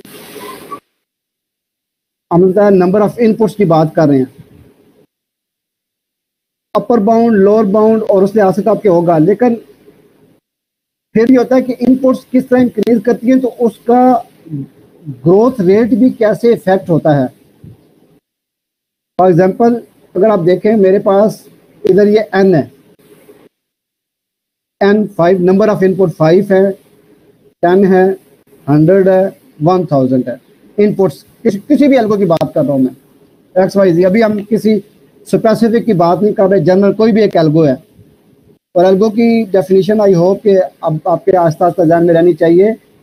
अ step by step solution to a given problem. आपने किसी एक प्रॉब्लम को लिया और इसका स्टेप बाय स्टेप सोल्यूशन दिया तो वो आपका एल्गो हुआ। उसके लिए जो इनपुट्स आपने दी, वो इनपुट्स की यहाँ पे ये सपोज कहता है जी 5 इनपुट्स है। अब ये फंक्शन आपने लगा लिया इसके ऊपर, ये जो फंक्शन है एफ ऑफ एन, ये फिर उस डिटरमिन करेगा ना कि वो उसका जो है बिग ओ नोटेशन में उसका वर्स क्या बन रहा है, और ओमेगा में क्या बन रहा है, और थीटा में क्या बन रहा है, उसके ये चीज़ आ जाएगी उसके अंदर। तो उसमें अगर आप देखें फंक्शन अगर ये एन नहीं रहता है, यानी इनपुट ऑफ एन और फंक्शन ऑफ एन जो है वो जितना इनपुट्स थी उतना ही टाइम, ये फंक्शन ऑफ एन जो है इतना टाइम सपोज ले रहा है, वो इतना ही टाइम ले रहा है। उसका मतलब ये हुआ कि अगर 5 इनपुट हैं तो उसने 5 यूनिट ऑफ टाइम लिया। अगर 10 इनपुट्स हैं 10 यूनिट टाइम लिया। 100 इनपुट्स हैं 100 टाइम लिया। 1000 इनपुट्स हैं तो 1000 यूनिट टाइम लिया। चलें, ये भी एक ये टाइम ले लिया उसने। लेकिन अगर इसकी निस्बत अगर देखूँ लॉग, अगर देखूँ लॉगरिथमिक ऑफ एन अगर देखें तो 5 इनपुट पे उसने 3 यूनिट टाइम लिया। अब ये 5 और 3 का इतना डिफरेंस तो नहीं आ रहा, ठीक है। अगर इनपुट 5 है तो ये चाहे वो लीनियर वाला एन जो है वो टाइम ले रहा है या लॉग एन, को इतना फ़र्क नहीं पड़ रहा। 10 पे आया तो इसका 10 यूनिट टाइम ले रहा था, इसका 4। अच्छा, ये भी थोड़ा सा फ़र्क है, कोई इतना। 100 पे जब आया तो थोड़ा सा फील हुआ कि नहीं भाई, ये वाला जो आपने एल्गोरिदम है इसने तो 7 यूनिट टाइम लिए हैं, उसने 100 यूनिट टाइम लिए हैं, ये उससे कुछ बेहतर टाइम लग रहा है। जब 1000 इनपुट्स आई तो ये 1000 ले रहा था और इसने 10 यूनिट टाइम लिया, तो बहुत ज़्यादा डिफरेंस आ गया, बहुत ज़्यादा डिफरेंस आ गया। यानी ये वाला जो एल्गो है वो 1000 यूनिट टाइम ले रहा है और वही काम ये वाला एल्गो जो है वो 10 यूनिट टाइम में ले रहा है। तो हमें तो ये इम्प्लीमेंट करने से पहले ही पता चल गया कि भाई ये जिस एल्गोरिदम का 10 यूनिट टाइम कॉम्प्लेक्सिटी हमने निकाली है, ये एल्गोरिदम इम्प्लीमेंट करना चाहिए, इसकी तरफ तो नहीं जाना चाहिए। फिर इसी तरीके से अगर किसी का एन स्क्वायर में आ रहा है तो ये तो इससे भी वो ख़राब आ रहा है। फिर अगर एन क्यूब आ रहा है वो देखें कि उसने वो 5 यूनिट टाइम पे 25 125 हो गया। 2 रेज़ की पावर n में अगर चला गया तो वो इसका n log n। तो ये रेट ऑफ ग्रोथ में आम तौर पर इस तरह से जो है हमें एल्गोज मिलते हैं जिनकी time complexity n square, n cube, log n, 2 n log n इस तरह आती हैं। इसमें उसके। तो इनमें जब आप उसको एसिम्प्टोटिकली इम्प्लीमेंट करने जा रहे होते हैं, तो जो आप क्लासिफिकेशन करेंगे फंक्शन की एफ एफ एन की, तो सबसे बेस्ट जो होता है वो कांस्टेंट होता है। अगर किसी का कांस्टेंट टाइम है तो वो फिक्स टाइम है, यानी वो वेरी नहीं कर रहा, उसने इतना टाइम दिया है, वो बेस्ट होता है। उसके बाद लॉगरिथमिक, अगर जो है किसी के टाइम कम्प्लेक्सिटी लॉगरिथमिक आ रही है तो वो कांस्टेंट से वो बेहतर है। फिर पॉली लॉगरिथमिक, फिर पॉलिनोमियल, फिर एक्सपोनेंशियल, और फिर सबसे बुरा जो होता है वो फैक्टोरियल होता है। यानी इसका मतलब ये हुआ कि जो मेरे पास एल्गोरिदम्स होने चाहिए वो इस तरफ से इस तरफ की तरफ अगर हैं तो बेहतर है। जो इस तरफ से इधर जाता जाएगा उसकी परफॉर्मेंस ख़राब होती जाएगी। ठीक है। पॉलिनोमियल में फिर वो लीनियर आ जाता है, n quadratic, n square, cubic, और फिर आगे उससे मज़ीद बढ़ती जाती है उसके अंदर। तो इसमें फंक्शन के हवाले से देखा जाए, फैक्टोरियल से कम टाइम लेता है एक्सपोनेंशियल। अगर दो आपके पास एल्गोरिदम्स हैं और उन एल्गोरिदम में से एक फैक्टोरियल टाइम ले रहा है, टाइम कॉम्प्लेक्सिटी, और एक एक्सपोनेंशियल ले रहा है, तो आपने फिर क्या करना है, आपने वो एल्गोरिदम करना है जिसकी एक्सपोनेंशियल आ रही है, क्यों? वो फैक्टोरियल से बेहतर है। लेकिन अभी भी ये बेहतर नहीं है। अगर एक्सपोनेंशियल और पॉलिनोमियल में से डिसाइड करना है तो पॉलिनोमियल का एक्सपोनेंशियल से भी कम टाइम है, पॉलिनोमियल लॉगरिथमिक का पॉलिनोमियल से भी कम है, लॉगरिथमिक का पॉलिनोमियल लॉगरिथमिक से भी कम है, और कांस्टेंट का सबसे कम होता है। तो ये वो ऑर्डरिंग है फंक्शंस की जो कि हमने चूज़ करनी है जब भी हम अपना जो एल्गोरिदम बनाएं, उसका जो एसिम्प्टोटिक नोटेशन निकालने की कोशिश करें, तो कोशिश ये करें कि उसका जो टाइम कॉम्प्लेक्सिटी अगर वो कांस्टेंट में आ रही है तो बेस्ट है, अदरवाइज अगर वो लॉग एन में आ रही है वो अच्छी है, वरना फिर वो जो है वो एन बेहतर है। लॉग एन फिर एन स्क्वायर, इस लिहाज से चीज़ें बढ़ती जाती हैं उसके लिहाज से।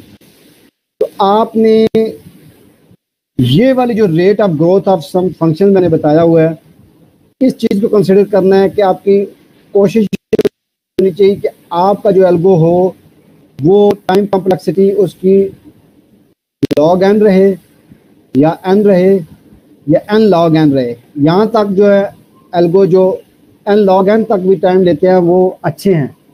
इससे ऊपर एन स्क्वायर उसकी परफॉर्मेंस कुछ बेहतर है, लेकिन इनसे वो ख़राब है। एन क्यूब तो बहुत ही ख़राब होगी, यानी वो जितने input n number of inputs दिए उससे 3 टाइम ज़्यादा टाइम ले रहा है वो एग्जीक्यूट होने में। ये देखिए परफॉर्मेंस अच्छी तो ना होगी ना उसकी। तो ये सारी चीज़ें हमें वो देखनी होती हैं उसके लिहाज से। मेरी बात समझ आ रही है नहीं आ रही आपको? यहाँ तक अगर कोई किसी का कोई इशू या कोई मसला है तो कर ले।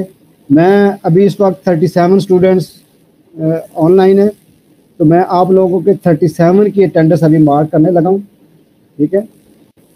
अगर इस दौरान किसी को कोई क्वेश्चन है तो वो आप लोग कर लें, उसे क्या कहते हैं, टाइप कर लें। मैं इन द मीन वाइल जो है वो आप लोगों की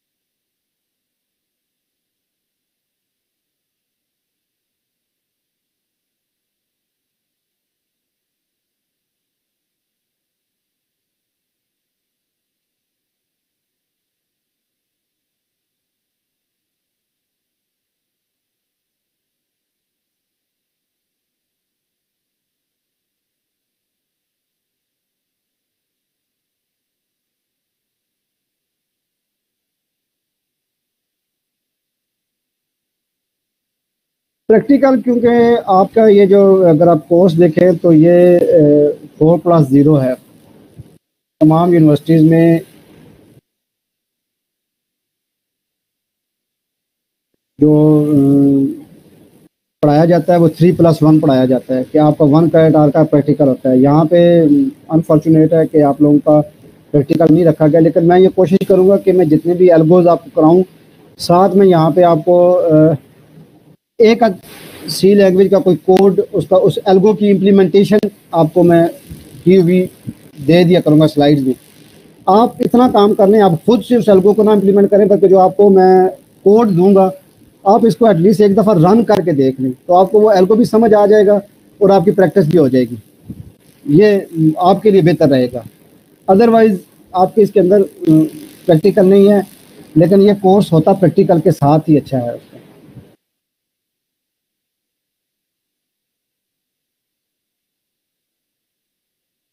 आप लोग अपनी अटेंडेंस जो है ऑनलाइन जाके चेक भी कर सकते हैं, किसकी अटेंडेंस हुई है, किसकी अटेंडेंस नहीं हुई है उसके अंदर में, है ना। तो वो अटेंडेंस मैंने बताया था कि मैं कोशिश मेरी ये होगी कि जो एटलीस्ट 1 घंटे तक वो हमारा सेशन ज्वाइन करेगा, तो वो उसको ज़ाहिर अटेंडेंस मिलनी चाहिए। ये नहीं नशिस्तन बर्खास्तन आए और बस जनाब ठीक है जी हो गया उसकी। ये आपने इतने पैसे भी दिए हुए हैं और इसलिए बेहतर यह है कि आप कुछ सीख के जाएँ।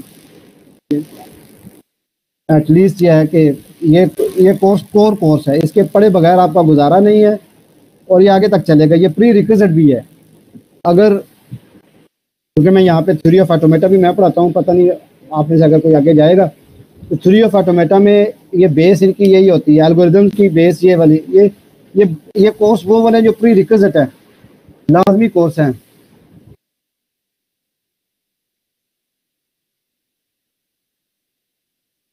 अगर आपने क्लास अटेंड की हुई है और आप अटेंडेंस नहीं है, आप बताएं, मैं चेक करूंगा, मैं उसको ठीक करवा दूंगा, वरना आप खुद ही तो, क्योंकि आपका यहाँ पे जितनी देर आप क्लास अटेंड करते हैं, आपका वो टाइम ड्यूरेशन जो होती है वो आ रही होती है। ठीक है जी, जितना देर आपने क्लास अटेंड की है आपका टाइम का सेशन लॉग में रहता है।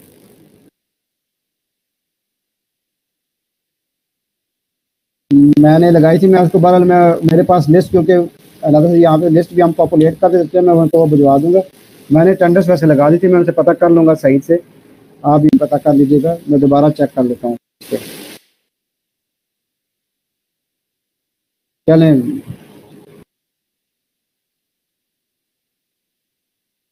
नहीं 7 जुलाई को तो क्लास हुई ही नहीं है, क्लासेज 8 जुलाई से स्टार्ट हुई है। पिछली मंगल को क्लास नहीं हुई थी।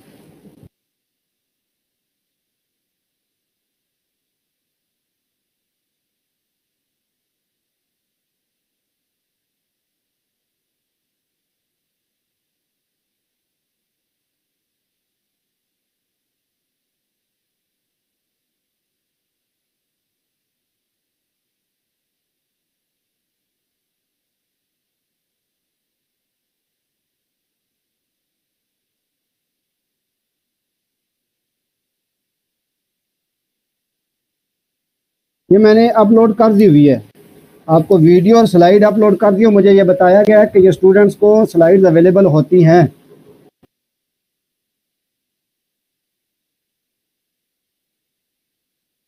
मैं किसी को बाउंड नहीं करता कि कोई रुके या जाए, ठीक है ना, वो आपकी ठीक है उस लिहाज से। अगर आप समझते हैं कि वैसे तो हमारा लेक्चर भी एंड हो गया, आप ठीक है, आप जा सकते हैं। मैंने अटेंडेंस लगा दी है जिन्होंने मोस्टली अटेंड किया है, क्योंकि ये इंट्रोडक्शन का लेक्चर था, ये बहुत इंपॉर्टेंट लेक्चर है और ये आगे भी आपके बहुत काम आएगा।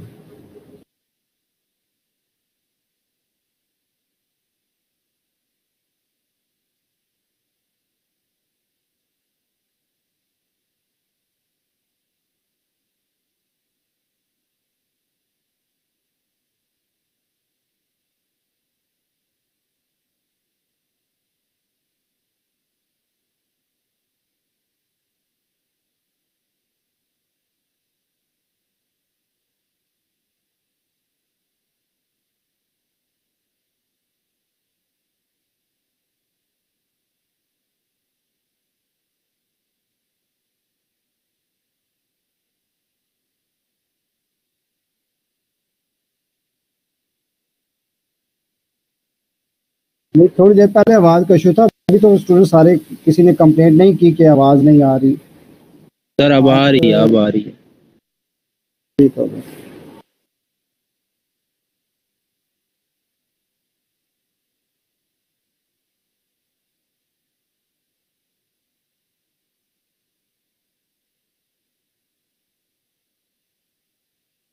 आज के हमारा ये इंट्रोडक्शन यूनिट के अंदर किसी का कोई क्वेश्चन हो या कोई चीज़ समझ नहीं आई हुई है, दोनों वो, क्योंकि इस यूनिट को फिर हम दोबारा डिस्कस नहीं करेंगे।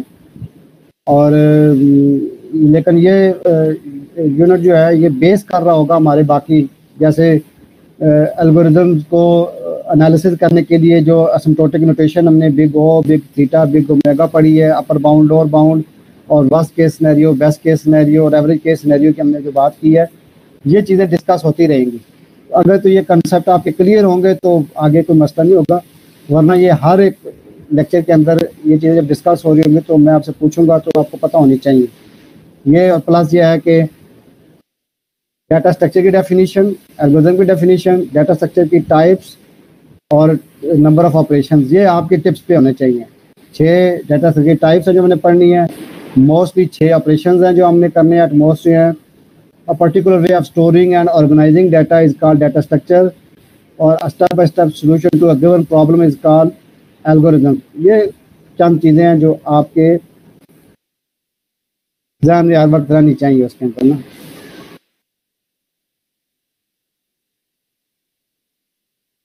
जी हाँ जी, वर्स्ट केस का मतलब ये होता है कि आपने अपर बाउंड को माइंड में रखते हुए उस तक जो है उससे जितना कम होगा वो वर्स्ट केस सिनेरियो होगा। ये अपर बाउंड का मतलब यही है कि भाई इसमें ज़्यादा से ज़्यादा इतने टाइम पर जा सकता है।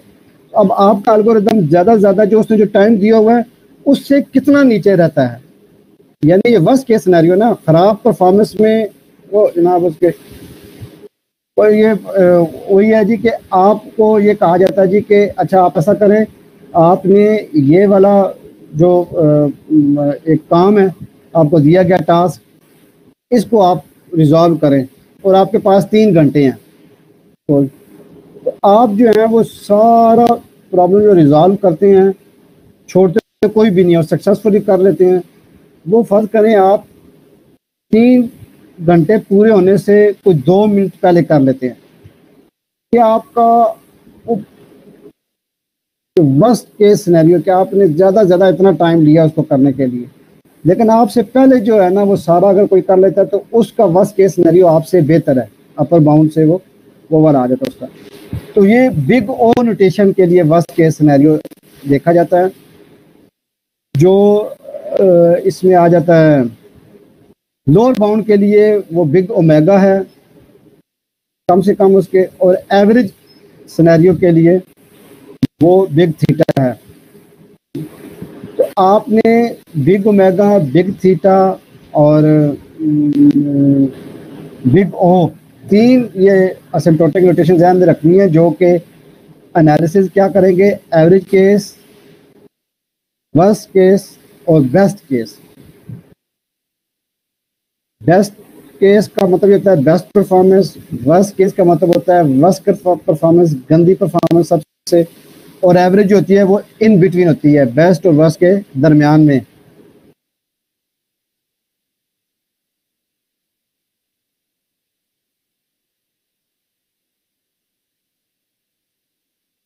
मोहसिन मुख्तार, सर आप आपने कितने तो बजे आए कि जी बोलिए फरिया। सर आपने जो बिग थीटा का बताया कि ये दरमियान की वैल्यूज होती हैं, मतलब ये कि दरमियान की पूरी रेंज होती है या एक मखसूस वैल्यू होती है बिल्कुल दरमियान की, क्या रेंज वो होती है? वैल्यू तो एक ही आएगी, लेकिन उसकी रेंज होगी वो लोअर अपर के दरमियान होगी, यानी उसका आंसर जो होगा वो आपके लोअर बाउंड से ज़्यादा होगा और अपर बाउंड से कम होगा, हमेशा उसके बिटवीन कोई भी एक वैल्यू हो सकती है, लेकिन ये इन 2 वैल्यू से बाहर नहीं जाएगी, ये गारंटी होती है।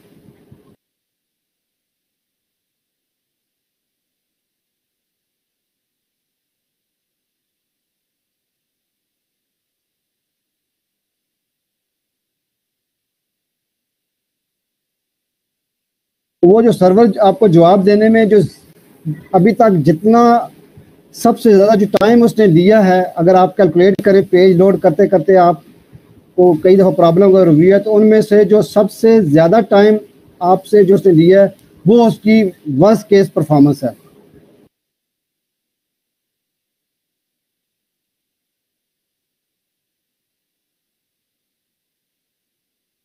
Very good. अगर आप आए थे, मैंने वो जो पॉपुलेट की है, उस वक्त स्टूडेंट बैठे हुए थे यहाँ पे,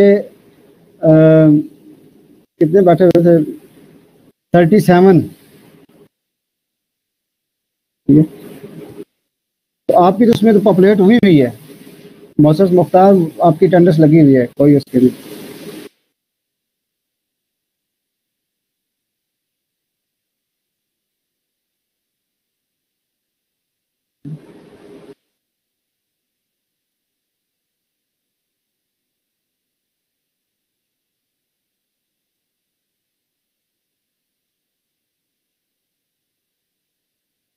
आज की जो अटेंडेंस है वो मैं लेक्चर एंड होने के बाद वहाँ पे अपलोड करूँगा। अभी मैंने आप लोगों के यूजर्स पॉपुलेट करके अपने पास फाइल में सेव कर लिए हुए हैं उस टाइम के ऊपर, क्योंकि अभी तो 30 स्टूडेंट्स रह गए हैं जैसे।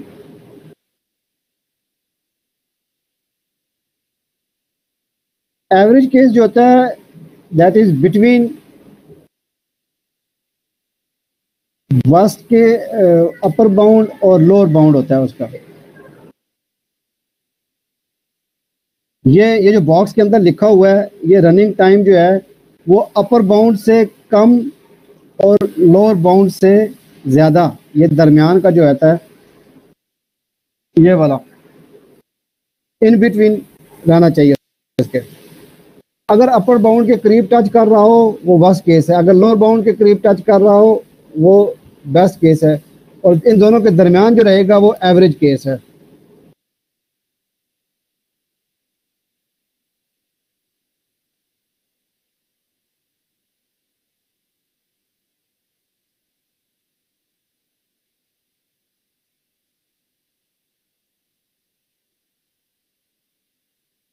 ग्राफ्स में मैंने यही बताया था कि ये आपके पास ये जितना येलो का पोर्शन है आपका आंसर यहां तक लाई करना चाहिए, ठीक है। इनपुट्स आप देना शुरू करेंगे, वो एन की जो वेजेस आ रही हैं वो बढ़ती जा रही है, लेकिन आपका जो अपर बाउंड एक आपको कट लाइन दे देगी, इससे ज़्यादा का टाइम आपका वो नहीं ले सकता, वो मैक्सिमम यहाँ तक, इससे ज़्यादा नहीं, इससे नीचे जितना रहेगा वो उतना अच्छा होगा। जिसका अगर आपका एफ ऑफ एन सपोज आप में से जो है वो हमाद एल्बो जो यूज़ कर रहा है वो एफ ऑफ एन उसकी ये लाइन आ रही है, और इसी जगह पे अगर कोई और है तलहा रसूल है वो अगर कर रहा है, तो वो अगर लाइन यहाँ पे अगर ड्रा हो रही है तो फिर जिसका कम है वो उन दोनों में से बेहतर होगा, लेकिन किसी भी सूरत में इससे ऊपर नहीं जा सकते। आपको एक बाउंड्री लाइन दे दी गई है, तो ये अपर बाउंड है, इससे नीचे नीचे, तो ये इसको जब माइंड में रख के आप करेंगे काम तो ये बिग ओ नोटेशन कहलाएगी उसकी। सिमिलरली जो बिग थीटा है वो ये होती है जनाब के जी मिनिमम ये वाला है। अब मिनिमम टाइम जो है वो कम से कम, इससे कम वो कहते हैं जनाब कोई भी यूजर नहीं आ सकता उसके अंदर। लोअर बाउंड कम से कम इतना उसके, और जो टाइट बाउंड आ जाती है वो आपको दो लिमिट्स बता दी हैं कि भाई आपके पास ये जो हमारे पास एक एल्गो है वो उसका इससे कम टाइम पे वो ख़त्म नहीं होता और इससे ज़्यादा टाइम वो चलता नहीं है। तो हमने एक एल्गो बनाया हुआ है जो मिनिमम इतना टाइम के बाद रिज़ल्ट दे देता है और इससे ज़्यादा नहीं लेता, तो इसके दरमियान में रहते हुए आपका जो आ गया वो बिग ओ जो है वो वर्स्ट केस के लिमिट तो हर एक में दी हुई है ना आपने। बिग ओ जो है वो वर्स्ट केस सिनेरियो है। आप साथ एनालिसिस कर रहे हैं कि आपको जब आगे हम जब देखेंगे तो आपको ये तीनों केसेस के लिए हो सकता है एल्गोज बनाने पड़ जाएं कि आपसे ये पूछा जाए कि अच्छा ये बताएं कि ये आपका एल्गो जो है इसकी बेस्ट परफॉर्मेंस क्या है, यानी ये जल्दी से जल्दी कितने वक्त में आपको रिजल्ट दे सकता है, तो वो आपका वो बेस्ट केस होगा। वो बाकियों के चेक करेंगे, अच्छा किसी का बेस्ट केस है या नहीं। हो सकता है आपका वर्स्ट केस तो बाकियों से ख़राब हो, उनसे भी ज़्यादा टाइम, लेकिन बेस्ट केस आपका अच्छा हो तो वो कहेंगे कि अच्छा जी बेस्ट केस के लिए ये वाला एल्गो तो कंसिडर कर लें, बाकी सिनेरियो के लिए आप ये ना कंसिडर करें। फिर वो बिग ओमेगा नोटेशंस के लिए वो कहेंगे जी कि ये वाला, इसकी बिग ओमेगा नोटेशन की जो टाइम एनालिसिस है वो ये वाला है और ये अच्छा वाला है उसका। ये आगे इंशाल्लाह आपकी जितने भी माइंड में अगर कोई इश्यूज आ रहे हैं तो ये सारी मैं कोशिश करूँगा ख़त्म, क्योंकि अभी हमने सिर्फ इनकी डेफिनेशन पढ़ी हैं। प्रैक्टिकली जब इनको एनालिसिस करेंगे, कोई एक डाटा स्ट्रक्चर की टाइप उठाएंगे, उसके ऊपर उसका कोई ऑपरेशन देखेंगे, उस ऑपरेशन पे कोई एल्गोज देखेंगे, क्योंकि अभी तो हमने सिर्फ दूसरों के जो बने हुए एल्गोज हैं उन्हीं को एनालिसिस करना है और देखना है कितना टाइम ले रहा है, क्या ले रहा है, जो वेल नाउन है,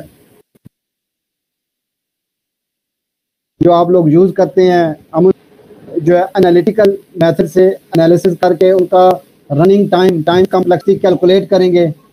वो फिर टाइम कॉम्प्लेक्सिटी हम देखेंगे कि बिग ओ में नोटेशन में टाइम कॉम्प्लेक्सिटी क्या बनती है, एन बनती है, लॉग एन बनती है, एन स्क्वायर बनती है। ये हम उनके सूडो कोड को देखते हुए, एल्गोज को देखते हुए हम ये कैलकुलेट करेंगे कॉपी पेंसिल से। यही हमारा ये है कि हम प्रैक्टिकल इम्प्लीमेंटेशन से पहले उन एल्गोज को एनालिसिस करके बता सकते हैं कि इनमें से अच्छा एल्गो कौन सा है और जो कौन सा एल्गो ज़्यादा टाइम लगेगा जब उसको प्रोग्रामिंग करेंगे और कौन सा एल्गो कम टाइम लेगा। इम्प्लीमेंटेशन से पहले बता देंगे आप, and that is the ideal one.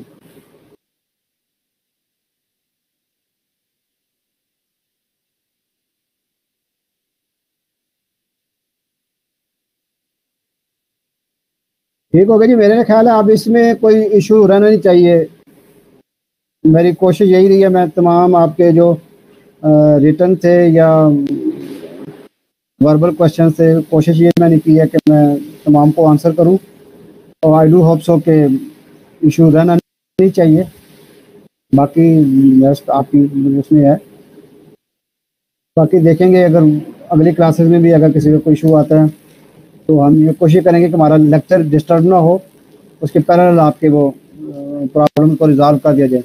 लेकिन मुझे उम्मीद ये है कि अगर आप एक दफ़ा भी इसको स्लाइड्स को दोबारा देख लेंगे, नेट्स के ऊपर भी चेक कर लेंगे, तो बहुत आसानी रहेगी आपकी। ये कोशिश मैंने यही की है कि मैं जितना सिंपल तरीके से हो सकता है आप लोगों को एक्सप्लेन कर दूँ। टॉपिक्स के हवाले से मैंने जितना सिंपल मटेरियल, सिंपल वर्डिंग में और ग्राफ्स की सूरत में और जिससे समझ आ सकती हो, वो मैंने कोशिश की मैं चूज़ करूँ। ठीक हो गया।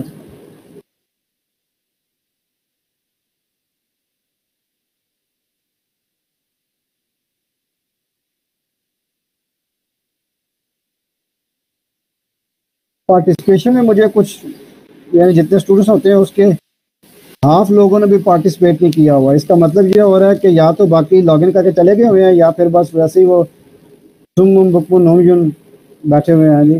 अब उनको मुझे नहीं पता कि उनको समझ आ रही है नहीं आ रही है क्या उसके, वो या सिर्फ अटेंडेंस के लिए बैठे हुए हैं।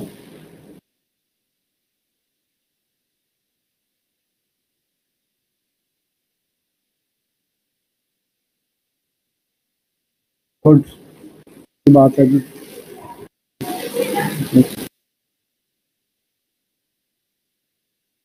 एटलीस्ट एक दफ़ा इसको अगर दोहरा लेंगे तो कोई इशू नहीं रहेगा।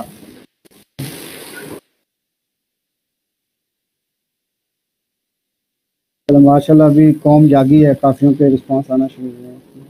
ठीक है,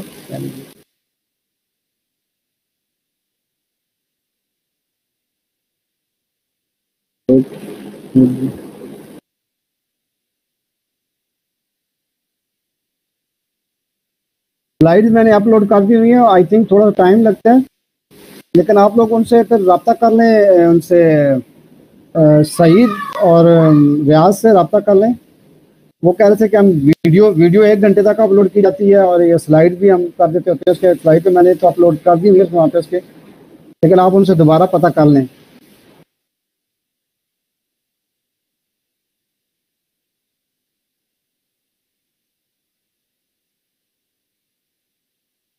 रिकॉर्डिंग ऑनलाइन आप वहाँ से सुनते हैं, डाउनलोड हो जाते हैं, यानी ये उनसे पता करना पड़ेगा आपको।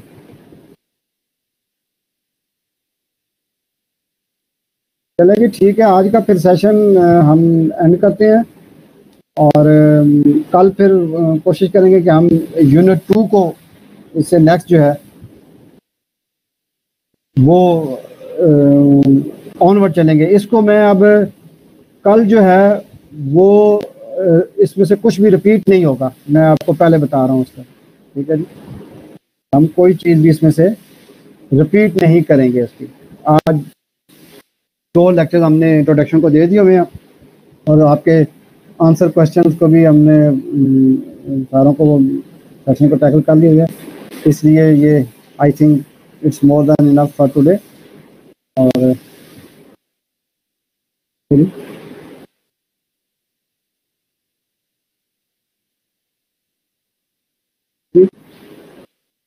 ओके जी, फिर अल्लाह हाफिज़, टेक केयर जी।